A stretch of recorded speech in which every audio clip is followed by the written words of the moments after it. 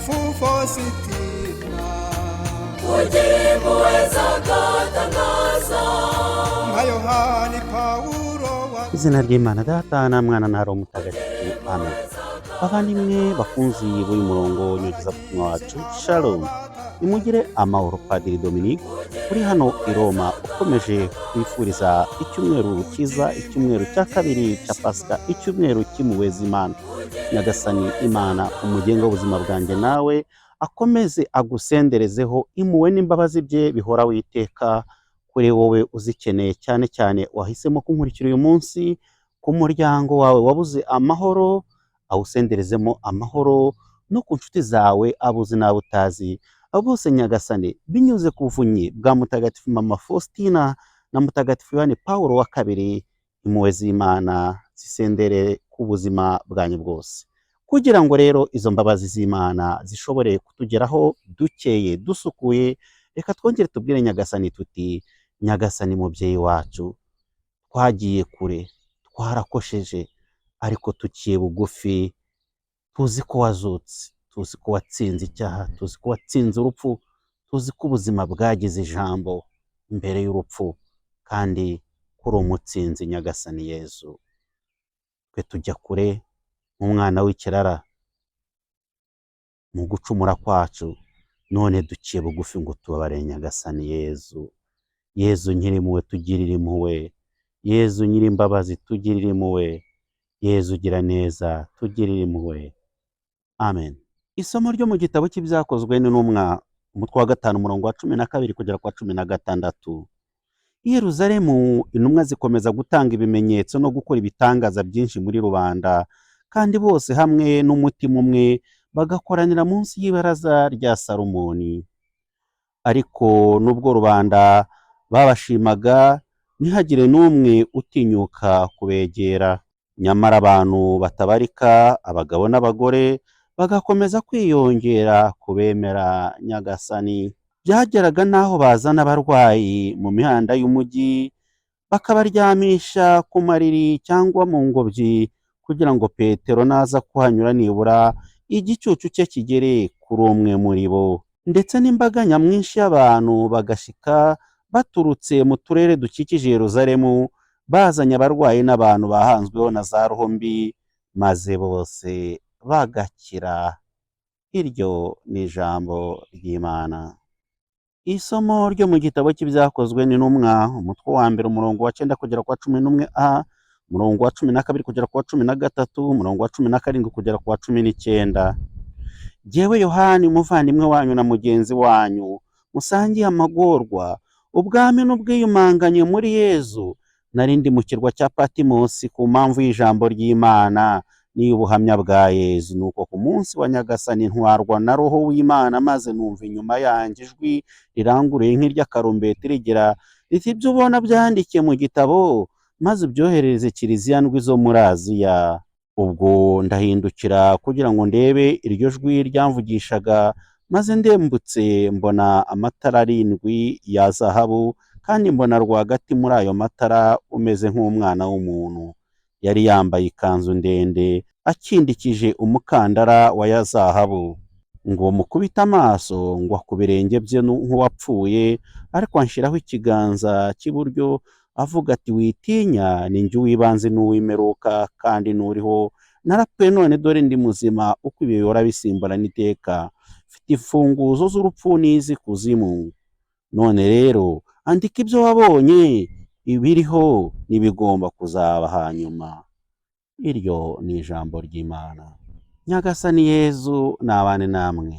Amagambo yo mu Ivanjili ntagatifu yanditswe na Yohana, umutwe wa 20 umurongo wa 19 kugera ku murongo wa 31. Nyuma y'urupfu rwa Yezu, kuri uwo munsi wa mbere ku cyumweru nimugoroba, inzugi z'abo bigishwa bari bateraniye zari zikinze, bitewe no gutinya Abayahudi.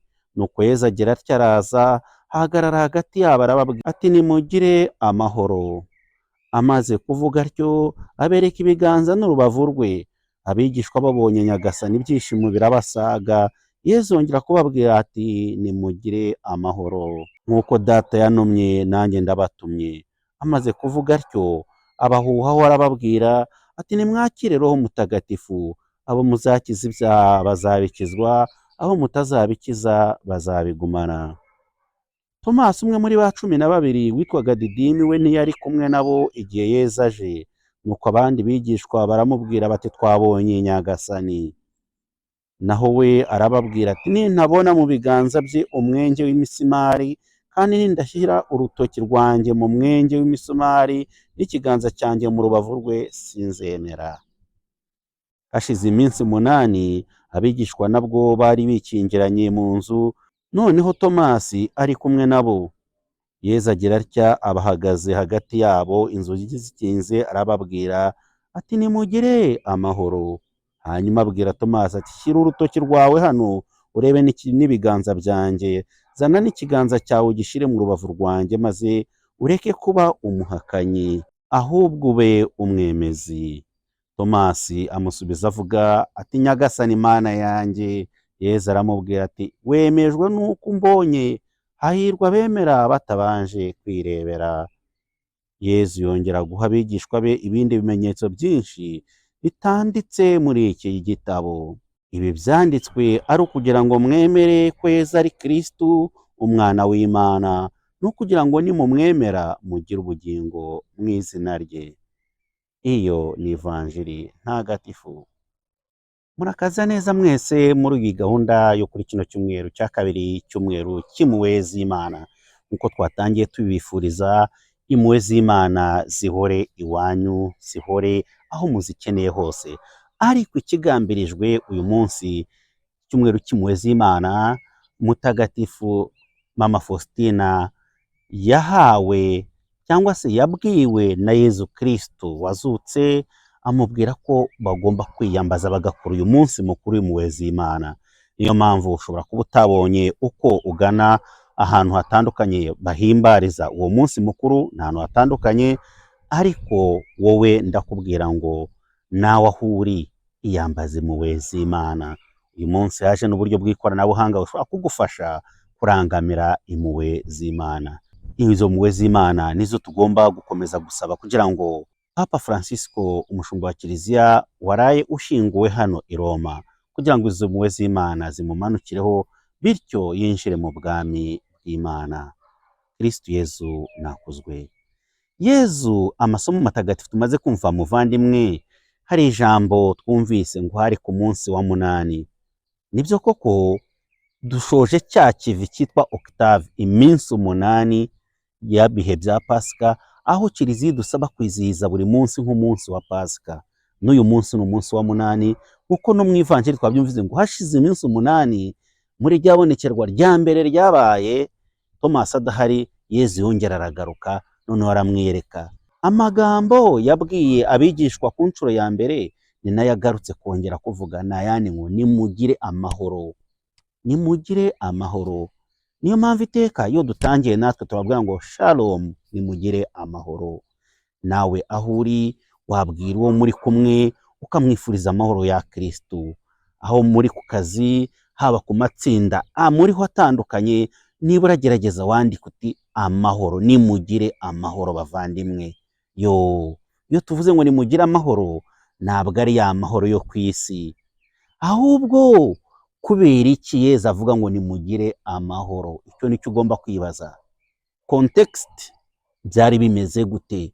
Ugomba kumva ko mbere na mbere abigishwa, intumwa bose bari baguye mu kantu.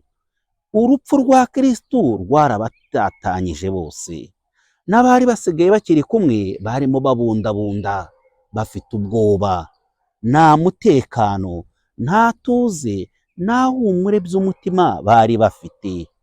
Uretse uwari kubacungura, uwari kubarokora, uwari kubahumuriza, uwari kubabwira ijambo rimwe ryongera kubasana imitima, ni Yezu wenyine wazutse. Kuko nk'uko mwumvise bari abigishwa ba Emawusi, batashye nabo biciraguraho bati, twari twaramwizeye, none yadutabye mu nama. Umugabo twasize abacu, dusiga ibyacu, turamukurikira bavuga ko ari uzakize Isiraheli, none dibaye umunsi wa 3. Yezu muvandimwe uza, kuki atanga ibimenyetso? Icyo ni ikibazo nacyo turi buze kureba, ariko reka tubanze dusoze iki cya mbere. Yezu impamvu bavuga ngo nimugire amahoro nicyo. Amahoro Yezu atanga ni muri kino cyumweru nyaka ko twayavuze, ariko kuko byasubiramo ngo aryo hasubiramo amagambo y'Imana nkubwiza ukuri. Mujya mwumva nk'ivanjiri, ari ivanjiri bayisoma nka 2-3 mu mwaka, ntuzigera uvuga ko kuki bayisubiyemo. Nubwo hari abantu bajya bavuga ngo kanaka yigisha ibintu bijya gusa, ariko nuramo kuvuza uti ibintu kanaka yigisha ko ahora bisubiramo, nawe uzajye wibaza ku ruhande rwawe uti ese ko ahora bisubiramo ndabyubahiriza? Ndabyubahiriza. Burya ari nk'uburyo nko mu mashuri asanzwe yo kuri iyi si, yenda mwarimu ashobora kuzana nk'umukoro rimwe kongera rimwe ni kabiri, n'ejo abizanye abigaruye wamubwira uti ariko mwarimu naragikoze ikintu naragikoze. Nawe rero icyo nkubaza uyu munsi, nujya wibaza ahantu hatandukanye ujya gusengera, ujya wibaza ngo ko basubiyemo ibintu njyewe nabishyize mu mutima wanjye, ni ukugira ngo gusa ngufashe kubyumva. Amahoro Yezu atanga muvandimwe ni iki? Amahoro yo kuri iyi si, ya mahoro atandukanye n'aya mahoro twifurizanya mu kiliziya. Kwa kundi umusaseridoti mu kiliziya avuga ngo nimugire iteka amahoro ya Nyagasani, nimwifurizanya amahoro, namwe muti urayahorana nawe. Ariya mahoro ni bwoko ki? Ese ni amahoro ameze nko kuri iyi si? Isi muvandimwe hari icyo bita amahoro. Ubwiye ab'isi ati nimunyandikire ku rupapuro ugatanga ikizamini, mumbwira amahoro ni iki? Bakubwira icya mbere cyo nk'uko twagize kubisura, bavuga ngo amahoro nyine ni uko igihugu kigomba kuba gitekanye, amahoro nta ntambara irimo, amahoro ku mipaka yawe kirinzwe neza, amahoro nayo ngayo. Abantu biga yenda bagera kure bagateramo n'akantu k'inzara, ati hatari n'inzara abantu bari kurya, ati amahoro. Ariko ubundi amahoro imyumviriza bwa mbere mu bantu ni ahantu hatari inzara, ni ahantu hatari intambara. Ya hantu hatari intambara murabona ngo abantu babuze amahoro. Muzi ibihugu bitandukanye bimazemo intambara imyaka myinshi, aho turavuga ngo ni amahoro bafite. Ariko amahoro turakomeza tugatera imbere nk'uko twababwiye gukura. Amahoro icyo bita amahoro yuzuye nyayo, turakomeza tukazamuka tukareba mu bukungu. Ntiwavuga ngo ufite amahoro waburaye, reka da abana bawe batiga, ntiwavuga ngo ufite amahoro icyo gihe. Amahoro udasenga neza mu iyobokamana, amahoro mu umuco wanyu warateshejwe agaciro, ubona abantu bibera uko bashaka, bameze nk'abatagira umuco nyine, bigana iby'ahandi bari aho ngaho gusa. Hari abantu ubona basigaye bashaka kubaho kinyamahanga bagasiga iby'iwabo, ngo ayo naho ni amahoro. Ariko hejuru ibyo ndi kuvuga, ndi gushaka gusobanura amahoro ndeba mbese nk'umutekano, waba umutekano wo ku mubiri, umutekano w'inda, kuko n'ubu ntiwaba wavuga ngo mu rugo abagabo n'abagore muhora mushwana mushyamirana, intonganya za buri munsi, nta mahoro aba hari icyo gihe. Ariko amahoro nshaka kukubwira, hari andi mahoro arenga ibyo byose, kuko n'ibyo tuvuga Yezu arabitanga. Amahoro Yezu atanga nshaka kukubwira ni bariya abagabo bari babuze, ni amahoro ya hano y'umutima. Amahoro bari bafite bakiri kumwe na Yezu. Yezu yabahaga ibyo byose. Yezu bakiri kumwe nabo baburaga ibyo kurya, ya mahoro yo mu gifu, akabatuburira imigati bakirira, amahoro akaboneka. Bakiri kumwe na Yezu bari barwaje, ko ni waba ufite umurwayi mu rugo ngo uvuge ngo ufite amahoro, ntibishoboka. Abarwayi bakabazanaho, Yezu akabakiza, amahoro akayatanga. Yezu yatanga amahoro atandukanye, akiza uburwayi, akiza impagara zitandukanye mu bantu. Ariko no mu mutima bari batuje. Kuba muri Yezu ni byiza, kubana na Yezu ntako bisa. Bari batuje, bari batunganiwe. Ariko dore ngo arapfuye kuwa gatanu mutagatifu, ya mahoro bari bafite burundu yarayoyotse. Urumva amahoro Yezu avuga ngo nimugire amahoro, mu yandi magambo ni nkaho yakababwiye ati nimwongere mubeho nk'uko twabanaga mbere. Yezu kuvuga ngo nimugire amahoro ni nkaho yakavuga ati nimugire ubuzima, kubera ko urupfu rwo kuwa gatanu mutagatifu rwateye muri bo ibibazo, rwateye ihungabana. Ese mwebwe abavandimwe namwe nimuvugisha ukuri. Musize ingo zanyu, Yezu yakoze imyaka 3, mugata ingo zanyu mugakurikira umuntu mumwizeye, bakamwica ruriya rupfu mwabonye, bakamuhera mu gitondo bamugaragura ariko amaherezo bakanamubamba. Byagenda gute? We wagira ihumure? Ahubwo buriya niyo babapima harimo abari bahungabanye, harimo abari barahamutse. Ntuzabaseka ati bamwe baranatorotse. Reka da, wowe se wasigara ko nkuzi? Wowe wasigara? Birashoboka ko nawe wari kuba wakuyemo akawe karenge, ariko Yezu niyo mpamvu izuka rya Kristo riza kongera kurema ibintu bishya. Muvandimwe, ushobora kuba hari ibintu byawe nawe ayo mahoro utayafite. Twavuze amahoro mu buryo butandukanye. Uyu munsi ubwire Yezu ati ngwino mu mahoro. Amahoro umugabo wanjye, amahoro umugore wanjye, amahoro abana banjye, amahoro umuryango wacu, amahoro umutima wanjye. Ko ndabizi abenshi na amahoro bafite, abenshi muri isi muvandimwe na amahoro bafite. Amahoro ushobora kuba ufite amazu, ufite indege, ufite inzu nziza, imodoka nziza, amagorofa, ufite ibintu, ariko mu rugo reka da. Buriya hari igihe disi abakene bareba abakire, ndavuga abakire b'inyuma, babandi bafite ibintu muzi, disi bakabona barabifuza bati yewe nkatwe se koko. Hari igihe wowe amahoro uyabura kubera ubukene, kandi utazi ko disi na bamwe mu bakire badasinzira. Hari bamwe badasinzira burundu, ukabona ndetse bamwe nubwo batunze ibintu ntacyo bibamariye. Barahari batunze ibintu, ariko wajya kureba bibamariye iki? Ukabona nta mahoro bafite, ukabona barananiwe, ukabona barwaye stroke, udutsi tw'imitwe turaturika, indwara z'ibyorezo zitandukanye zirabafata kubera nta mahoro bafite. Kugira amahoro muvandimwe ni ukuba ubuzima bwawe ubwubakiye kuri Yezu wazutse. Nicyo ngicyo nshaka kukubwira. Nutubakira ubuzima bwawe kuri Kristo wazutse, ibintu byose uzaba uri kubaka ni ku musenyi. Kubakira kuri Yezu no kubakira ku rutare rwa Kristo wazutse. Kristo Yezu akuzwe. Kuki Yezu atanga ibimenyetso? Bari kuza akabereka ngo dore dore dore dore dore. Tomasi ngo ntiyarahari, arahakana ati nintabona ibi. Twigeze kuvuga kugira inyota. Tomasi yagize inyota, ntabwo bivuga ko yiyakanye amabonekerwa, ariko arashaka kuvuga ngo simbyizeye neza. Harimo akantu ko kushidikanya ko kubura ukwemera, ariko n'akariya nawe wakabura, ko yari yarabibonye aho bamuteye icumu, yarabibonye aho bamuteye imisumari. Ninabibona sindi bwemere. Gusa ntabwo yari kure. Yezu yemera gusanga be mu cyo twakwita gushidikanya, mu cyo twakwita ndetse n'ubujiji. Yezu ntadutererana. Yezu adusanga muri ubwo bujiji, muri uko kujya kure aho tujya hose, kugira ngo yongere agire gute? Aturohure. Muribuka asanga n'abayigishwa be mu mazi. Yezu wazutse azi neza ko urupfu rwe rwatumye abantu bangirika. Niyo mpamvu atazavuga ati wo Tomasi nta kazi ke, arongera agaruke, yongera yere kuri rya jambo nimugire amahoro. Yavuze inshuro 3, nimugire amahoro. Shalom, shalom, shalom. Amweretse rero ibimenyetso kugira ngo bikomeze iki? Ibimenyetso bya Yezu mu kwemera kumwereka, kuko yashobora kutabyerekana. Bigamije iki? Nigeze no kubabwira ngo ibitangaza Yezu yakoze bigamije iki? Ibitangaza Yezu yakoze mu kuzura abapfuye, mu gukiza abarwayi, mu gutubura imigati n'ibindi. Icyo bigamije cya mbere si kugira ngo akemure ibibazo byo kuri iyi si. Icyo bigamije no kugira ngo mwemere, kandi nimwemera, ijambo ry'Imana mwabyumvise, mugire ubugingo.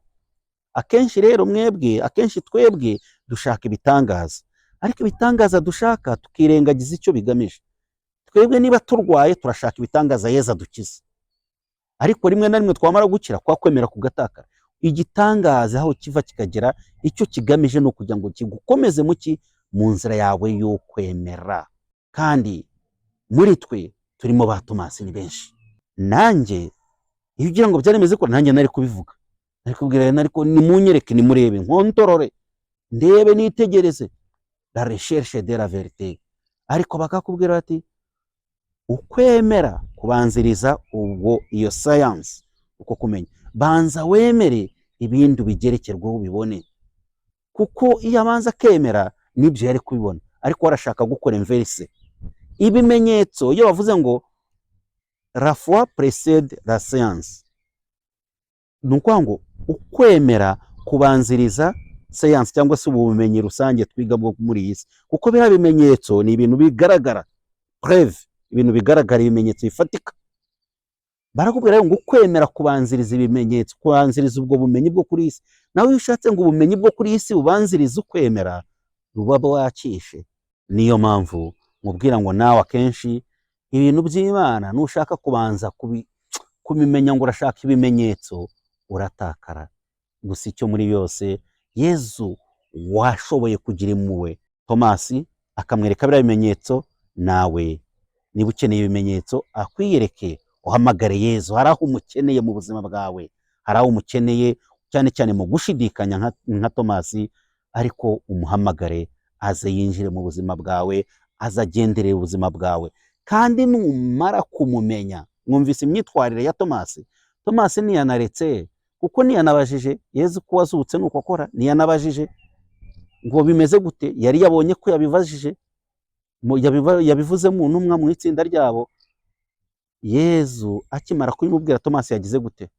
Muvandimwe, Tomasi akimara kubwirwa no kwerekwa na Yezu ibimenyetso bimuriho, ya misumari yashakishaga, haba nabo bamuteye icumu mu rubavu, aravuga ati Nyagasani Mana yanjye. Aca bugufi akemera kuvuga ngo Nyagasani, iyo tuvuga Kyrie eleison, Nyagasani tubabare, Nyagasani. Ubundi Nyagasani bamwe mu bahanga basobanura ko iyo titre, iryo zina, iyo nyito ni iya Nyagasani Yezu Kristo, ni iya Kristo wazutse, Kristo wazutse. Niyo mpamvu rero Tomasi ni nkaho hamije ukwemera. Kwa kwemera yaburaga mu ntangiriro, ahise yemera. Niyo mpamvu Yezu amubwiye ngo wemera, hahirwa bemera uko batabanje kubona. Ubanje kubona abona kwemera. Niyo mpamvu nahise nkubwira ngo kubona biri mu ruhande rwa science, kwemera ni mu ruhande rw'iyobokamana bisanzwe. Science, ubumenyi rusange bwo kuri iyi si, ntabwo ari bwo bubanza, ahubwo habanza iki? Habanza ukwemera, ubwo bumenyi bukaza nyuma. Tomasi rero yari yabicuritse. Izuka rya Kristo ricurukura ibyari bicuramye. Muvandimwe, Yezu arabaha ubutumwa. Yezu ntabwo avuga ngo mwebwe mwaranyihakanye ba Petero, abandi mwaragambanye ba Yuda nubwo bagiye, abandi mwagiye no kwihisha. Reka da, arongera akabakundira uko nguko. Yezu disi ntabwo, aka kantu ndagakunda. Yezu ntabwo akora nk'abana b'abantu. Umwana w'umuntu utirimuka gato ugakora ikosa ukaba igicibwa. Umwana w'umuntu urahemuka, ntamenye ko ushobora kongera gutangira ukabaho. Papa Francisco amwe mu magambo no mu murage yatubwiraga ati ubuzima ni intangiriro. Na Pasika avuga ati Pasika ni intangiriro.